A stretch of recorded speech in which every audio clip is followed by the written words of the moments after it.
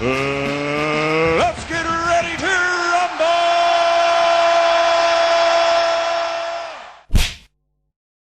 I'm realizing now why I made such a big deal about Ben Whitaker getting baited into a fight against Ezra Arenyenka.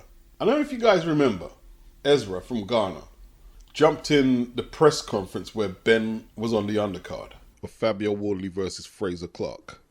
I started goading Ben. Didn't like the way Ben took liberties with his opponents, mocked them, said he was going to knock Ben out. Ben took the bait and ended up fighting the guy. And it really got to me that he did that. And I was wondering why it's really getting to me.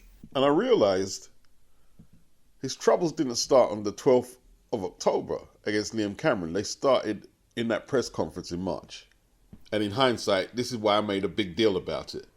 I didn't see him losing to Ezra, but I knew the consequences, the potential consequences of his actions. And look, let me preface what I'm going to say by saying this. If you mock your opponents and showboat, you're going to get stick. You're going to get haters. You're going to get people who just don't like that style. It's not up to you to change your mentality or your style.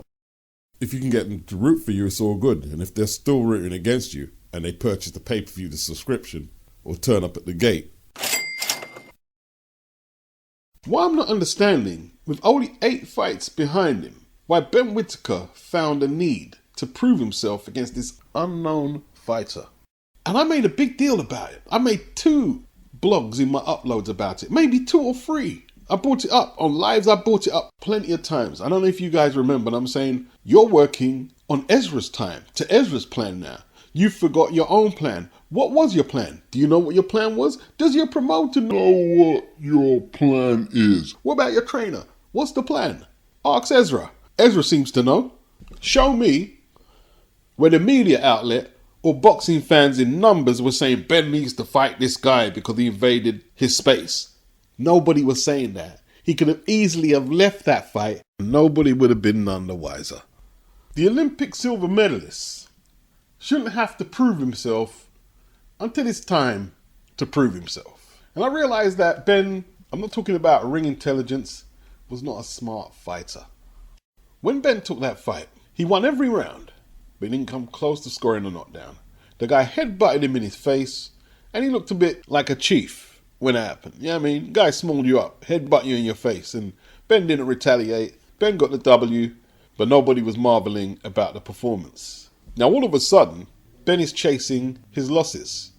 He didn't lose the fight, but he lost respect, and now he's chasing his respect. Before we move on, Ben has to understand something. You've got to stay in character. If you're going to be a villain in boxing, you've got to stay in character. And that doesn't mean you have to curse a load of expletives. It doesn't mean that. It could mean that, but it doesn't necessarily mean that. You don't have to throw tables, and you don't necessarily have to be physical. It means you've got to maintain the poker face.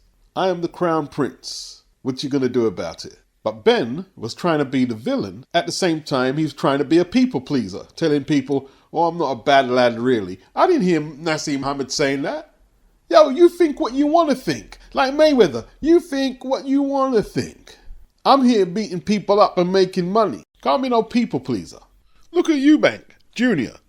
He's arrogant. He's very arrogant. But he's not apologizing for nothing. You want him to fight Shiraz? Not fighting Shiraz. You want him to fight Johnny Beck? Nah, money's not enough. I'm going to take that fight against Derameta. And then I may fight Conor Ben and I might Canelo. He's arrogant and he's unapologetic about it. He doesn't care. He doesn't care about the critics or the media. He doesn't care. I'm going in the ring. I dictate what you see me do. Not you, not you, not you. People get frustrated, they get mad. But he's learnt from his father. You need an iron will as much as you need an iron chin in that ring. In all of Chris's losses, Billy Joe, Groves, Liam Smith, he has took copious amounts of verbal. And he knows, because of that arrogant demeanor, before he vaults the ropes, that aloof presence, it rubs people the wrong way. But he knows what he's doing. And you see, here's the thing, like, you see with Mayweather, fair is fair. He's took the role as the villain, And you are playing pantomime with him. When he fights Canelo, get him, Canelo, get him, get him, Pacquiao, get him. And if he loses, it's meme day. Let's give this guy loads of it. Yeah, 100%. You're entitled. But if he wins, you don't have to give him credit for the win. You don't have to do that. But you have to acknowledge he didn't only beat his opponent, he beat you as well. Because you were rooting for him not only to lose, but to be humiliated in that ring. You must not shy away from the hate, and you must not try to get them to like you. What you need to get from them is grudging respect, where they might not even say they respect you. But that's all you need to get from them. And if you're performing in the ring, you're showing that grit, and maybe that little extra bit, world championship level boxing, you know you're getting that grudging respect from even your hardest of haters. Funny, I was out on my bike today, riding away, and I see my brethren, I see my boy, and he loves boxing just as much as I do. And we used to go to the snooker hall in the hood, and we used to watch boxing on the big projector screen. I never forget when Mayweather fought Mosley. And I didn't realize my brethren hated Mayweather that much. I didn't realize. And when Mosley started landing them power shots and had Floyd on wobblies, all I remember is my brethren, take him down, take him down. He wanted Mayweather to get. I was like, rah, I didn't realize he disliked him that much. And anyway, I'll never forget that night. There was a Jamaican cat in there, and he was with his people. And he was a Mayweather fan. And when Mayweather survived the round and started putting it to Mosley, and he really did put it to Mosley. Every time Mayweather does something good, all you hear is, money! Money! But you know what? When we left the snooker hall, my brethren in the car gave this amazing testimony about Floyd Mayweather, about his adaptability, his speed. I was just listening to him, and then I asked him who's going to win out of him and Pacquiao.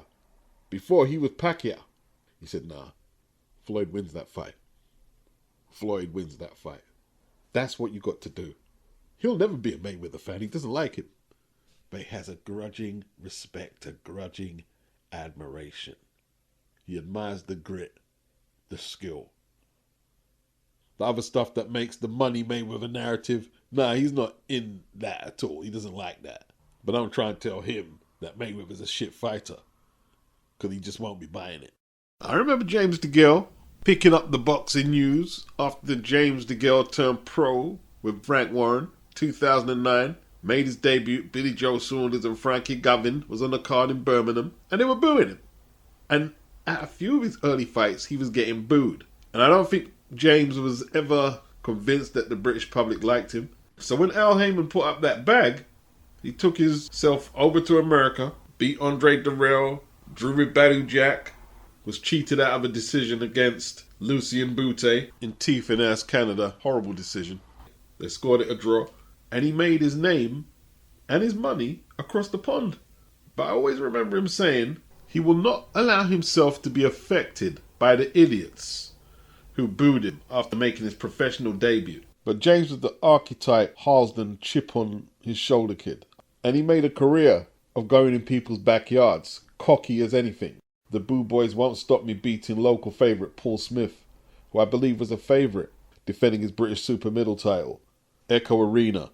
Hostile crowd, Liverpool. That was the fight where DeGale made his name, stopped him in the ninth and looked very impressive. Then went across the pond and beat Andre Darrell, very hostile. Darrell brought the Flint, Michigan posse with him, but James was unfazed. And he beat Darrell. And it's funny, Chris beat DeGale in what was DeGale's last fight. And although they won't agree with what I'm saying, they were quite similar. Remember when Chris went over to Turkey and destroyed the unbeaten Yildirim? Absolutely wiped the floor with him. And whoever was handling Yildirim's career was going on like a nutter in that press conference, threatening to throw hands on one of Chris's entourage. Chris just sat there unfazed and slaughtered Yildirim. And there was the Wembley Arena fight with Nick Blackwell, where Nick bought Billy Joe Saunders, Chris's nemesis, Tyson Fury. I remember when they were booing Chris during the fight, and there was that sequence. Did he bang his chest, or did he point to them in defiance? after teeing off on Blackwell. And it almost seemed to, if not silence them, but tame them. So as much as we critique Chris, he's got something about him. He's never shied away from the criticism. He's never shied away from it. And that's what Ben Whitaker is doing now. It must be near on 3 weeks radio silence since that Cameron performance. Hasn't shown his face, hasn't said a word, hasn't even tried to mend a bridge with the boxing fans, the sporting world, the media.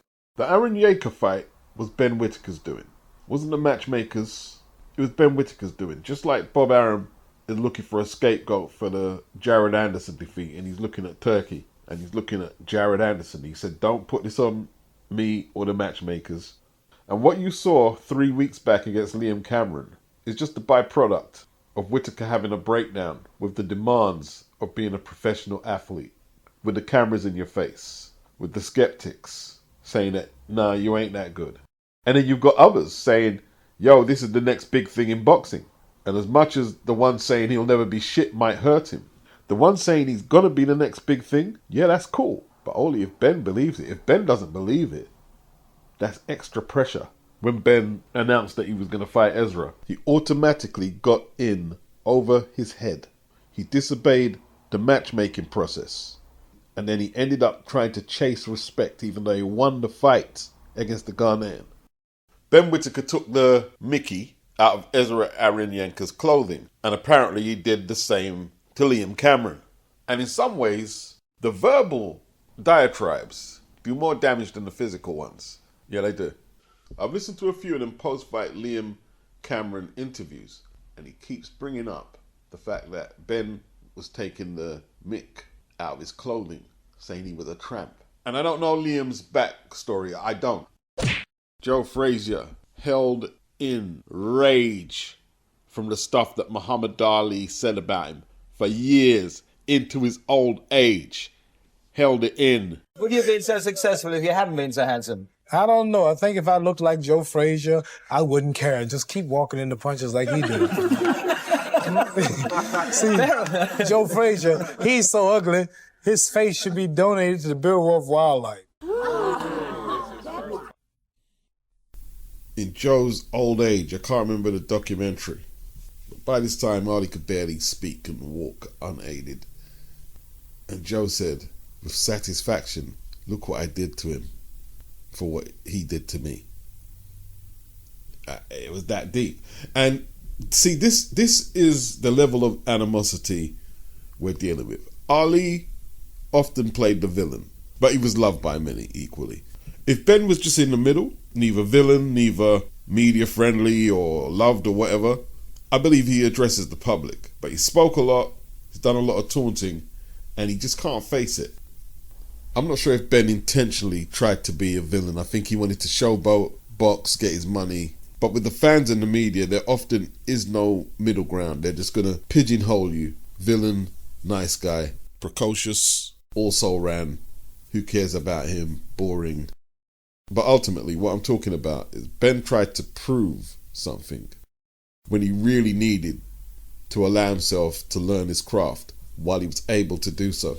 Because don't worry, yeah, if you get above the European British title domestic threshold, you'll get all the pressure you need. He might think there's a lot of pressure now because they're talking about him all the time and a lot of it is negative. No, there's no pressure yet.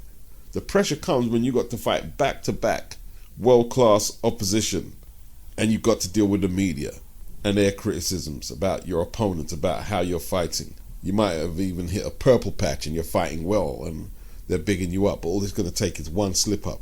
And then next, all the good work you've done is forgotten. And they're saying something different.